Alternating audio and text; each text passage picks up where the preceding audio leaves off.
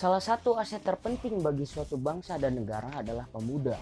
Pemuda apabila dibentuk, dibina, dan ditempa secara baik, maka masa depan suatu bangsa tentunya akan baik. Bagaimana cara meningkatkan kualitas dan kompetensi pemuda di dalam suatu bangsa? Salah satu caranya adalah dengan menanamkan wawasan kebangsaan. Wawasan kebangsaan ini merupakan hal yang penting bagi para pemuda untuk diketahui dan dipahami. Wawasan kebangsaan itu berisi tentang pengetahuan tentang ketahanan negara dan juga aspek-aspek yang menjadi bahan untuk bangsa dan negara ataupun modal bagi bangsa dan negara untuk membangun dan juga mengembangkan negara itu sendiri. Saya yang Sontoloyo ini pernah mengenyam pendidikan bela negara dan ada satu mata pelajaran yang penting bagi saya yang saya rasa juga harus sama-sama kita ketahui. Apa itu? Adalah wawasan kebangsaan. Saya yang Sontoloyo ini akan memulai ulasan merangkum dari apa yang sudah saya dapatkan dan akan kita kaji bersama-sama. Baiklah, kita mulai ulasan tentang ketahanan nasional, pertahanan, dan bela negara. Pencapaian tujuan nasional Indonesia sangat dipengaruhi oleh dinamika geopolitik serta wawasan Nusantara atau cara pandang bangsa Indonesia tentang diri dan lingkungan keberadaannya. Untuk mampu mengantisipasi dinamika geopolitik dalam rangka mencapai tujuan nasional diperlukan suatu ketangguhan atau keuletan yang bertolak dari wawasan Nusantara. Pada konteks ini, bangsa Indonesia membutuhkan suatu ketangguhan atas ketahanan nasional, yaitu kondisi dinamis bangsa Indonesia yang meliputi segenap aspek kehidupan nasional yang terintegrasi serta berisi keuletan dan ketangguhan yang mengandung kemampuan mengembangkan kekuatan nasional dalam menghadapi dan mengatasi segala tantangan, ancaman, hambatan, dan gangguan, baik yang datang dari luar maupun dari dalam. Untuk menjamin identitas, integritas, kelangsungan hidup bangsa dan negara, serta perjuangan mencapai tujuan nasionalnya. Ketahanan nasional sangat bergantung pada kemampuan mengoptimalisasi fungsi aspek atau gatra alamiah sebagai modal dasar untuk menciptakan aspek dinamis yang merupakan kekuatan dalam menyelenggarakan kehidupan nasional. Aspek alamiah terdiri dari 3 gatra atau bisa disebut dengan trigatra.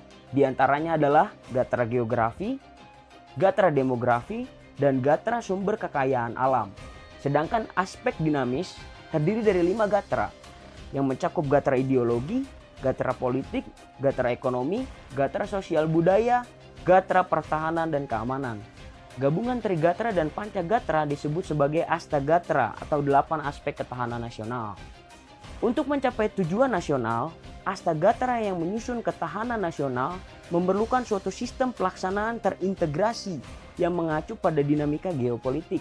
Sistem terintegrasi itu dapat dituangkan dalam suatu sistem bela negara yang sudah memiliki pijakan hukum kuat pada Undang-Undang Negara Republik Indonesia tahun 1945 serta Undang-Undang Nomor 3 Tahun 2002 tentang Pertahanan Negara yang menyebutkan bahwa setiap warga negara berhak dan wajib ikut serta dalam upaya bela negara yang diwujudkan dalam penyelenggaraan pertahanan negara. Keikutsertaan warga negara dalam upaya bela negara sebagaimana dimaksud dalam ayat 1 maka diselenggarakan melalui pendidikan kewarganegaraan, pelatihan dasar kemiliteran secara wajib, pengabdian sebagai prajurit TNI secara sukarela ataupun wajib, dan pengabdian sesuai dengan profesi. Walaupun sudah memiliki landasan hukum yang solid, hingga saat ini Indonesia masih belum memiliki sistem pelaksanaan bela negara yang komprehensif.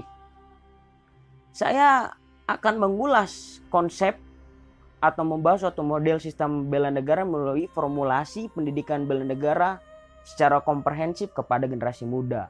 Pendidikan bela negara ini diintegrasikan secara berjenjang ke sistem pendidikan nasional yang ada, mulai dari level pendidikan sekunder atau sekolah menengah pertama dan sekolah menengah atas hingga level pendidikan tersier perguruan tinggi pada tatanan tertentu. Model ini mengingatkan pada program penataran P4, pedoman penghayatan dan pengamalan Pancasila. Namun program P4 ini saat ini sudah tidak diberlakukan. yang pernah diberikan ke jenjang pendidikan sekunder dan tersier. Akan tetapi berbeda dengan penataran P4 yang saya sebutkan di atas, menekankan pada tataran teori dan hanya berlangsung selama 1 minggu.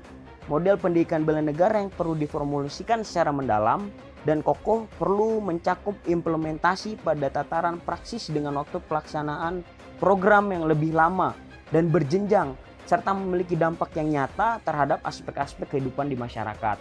Adapun komponen pendidikan yang diberikan akan terdiri dari 8 aspek atau Astagatra Ketahanan Nasional agar generasi muda lebih memiliki kesadaran dan kesiapan dalam memahami dinamika geopolitik, sekaligus memiliki kesiapan dalam meningkatkan ketangguhan ketahanan nasional.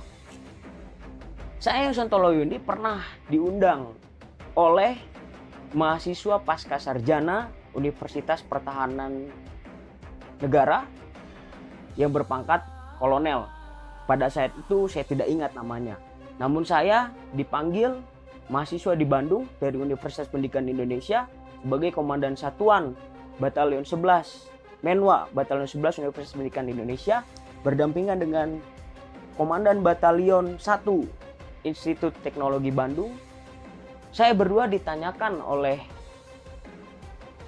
mahasiswa pasca sarjana tersebut, bagaimana implementasi pendidikan bela negara di masyarakat dan menurut pandangan mahasiswa menurut saya mengatakan bahwasannya seperti yang saya ulas di atas, pendidikan bela negara yang ada itu belum efektif. Karena pertama, pendidikan bela negara itu hanya dilaksanakan selama 3 hari. Menurut saya itu singkat dan juga lebih banyak mengenai teori tanpa implementasi yang cukup. Dan juga stigma di masyarakat atau di mahasiswa bahwasannya pendidikan bela negara ini adalah militerisasi. Ini yang harus dirubah. Saran saya kepada pemerintah atau instansi yang akan menyelenggarakan pendidikan bela negara harus mampu mengubah stigma mahasiswa atau masyarakat sehingga pendidikan bela negara ini tidak dianggap atau momok militerisasi dalam masyarakat. Tentunya menurut saya nilai-nilai kemiliteran seperti disiplin, sikap bertanggung jawab, sigap, easy going, dan juga berani, jujur, ikhlas itu penting. Namun bagaimana caranya nilai-nilai tersebut dimasukkan ke dalam kurikulum secara soft dan tidak terlalu terlihat sebagai militerisasi. Mungkin itu yang bisa saya ulas dalam kesempatan kali ini. Mudah-mudahan bermanfaat. Salam literasi, pemuda sadar ketahanan nasional.